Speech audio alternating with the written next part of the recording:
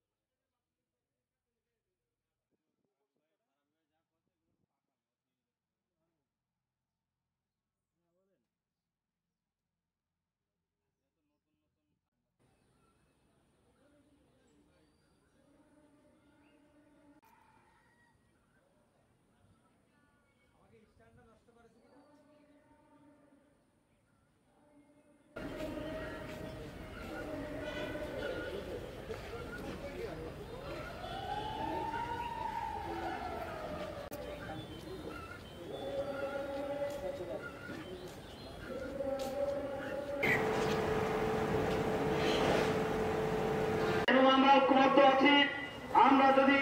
আমরা আপাতত প্রশাসনের দৃষ্টি আকর্ষণ করছি